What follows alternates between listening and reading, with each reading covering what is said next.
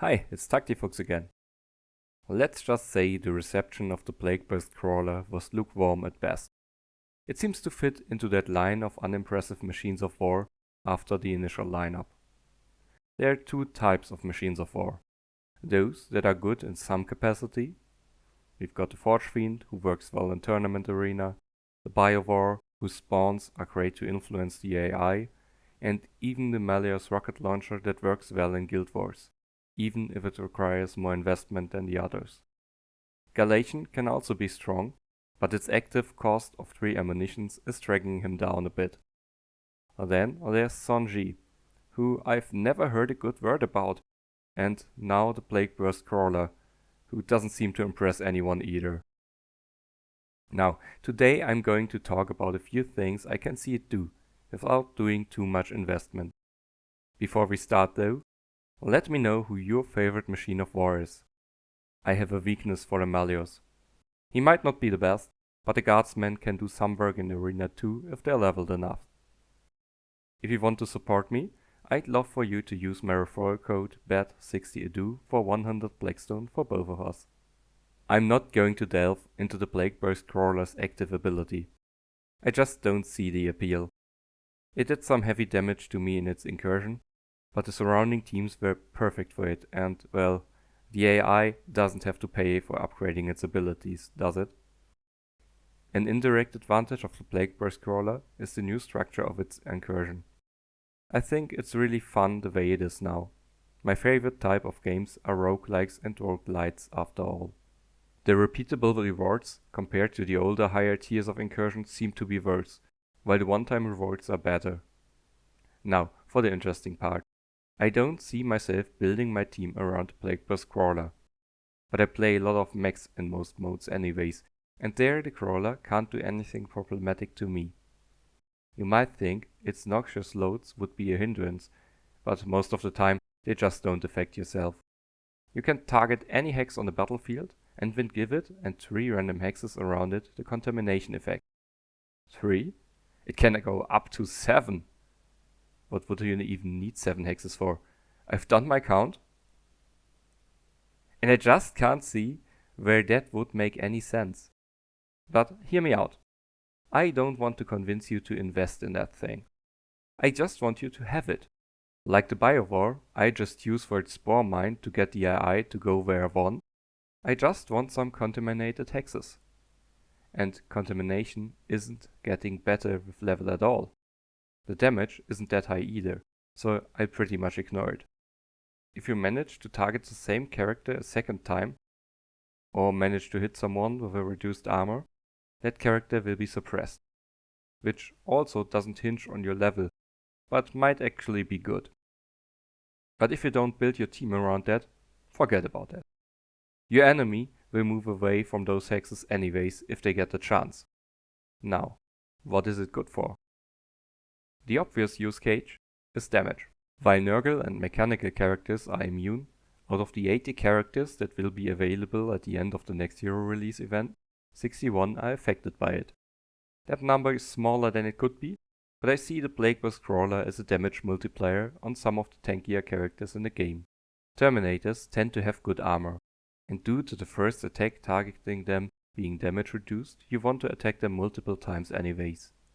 There's 7 Terminators you can target with the Crawler to reduce their armor for 30%. For Gravis, where you have to go to the armor twice with your damage, those 30% are even better used.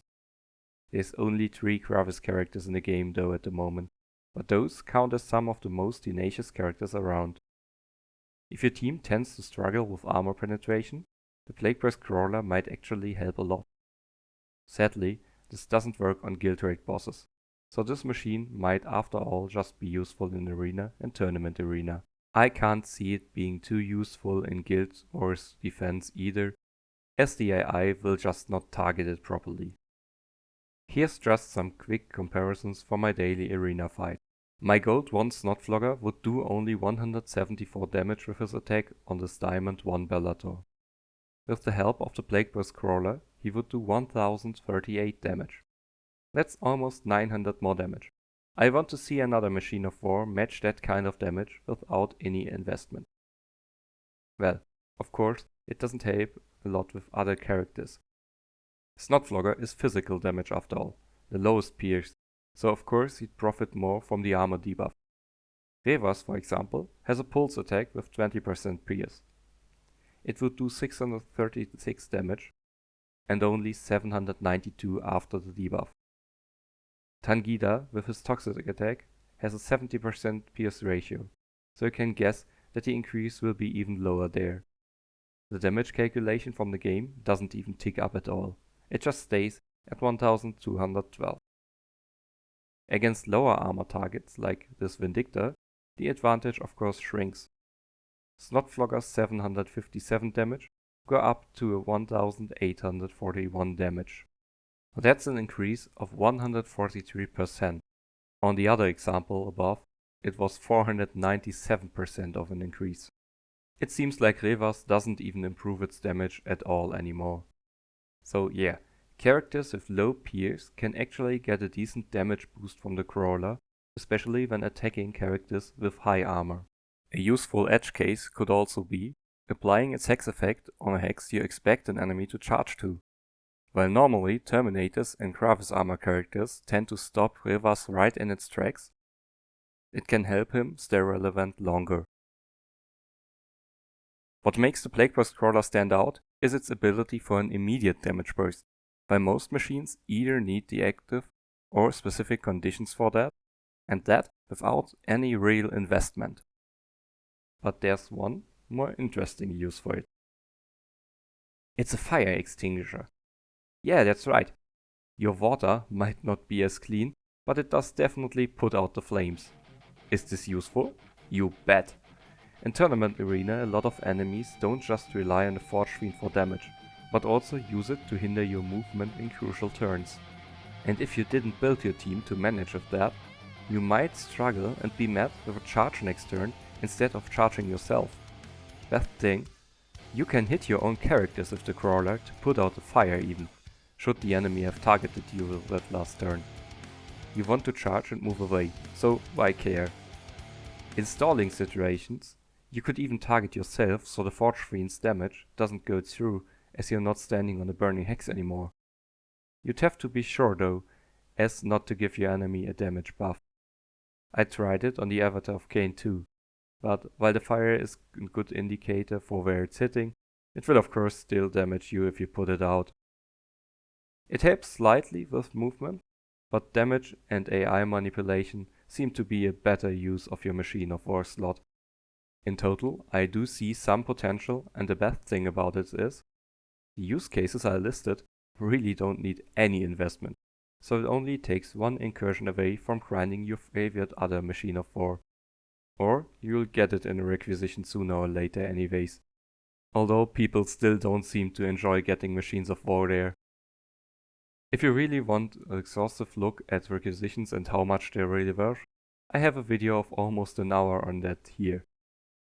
The crawler can be a decent damage multiplicator against well-armored targets, or if you use a lot of characters that have low pierce. In Tournament Arena, it can help you with mitigating the damage and help you with mobility. To be honest, it's still quite niche, but it's not completely useless. So get out grandfather's favorite toy cannon and spread some filth on your enemies. Let me know in the comments what you think the least useful Machine of War is, and we'll see each other in the next video. Also, thank you all for 500 subscribers. I wouldn't have dreamed to get there so fast, and I'm always impressed how many of you discussed with me in the comments. A special thanks also to Sprit, who let me use their song for the Pokemon sequence. If you want to hear it in full length and with vocals, you can do so here on their YouTube.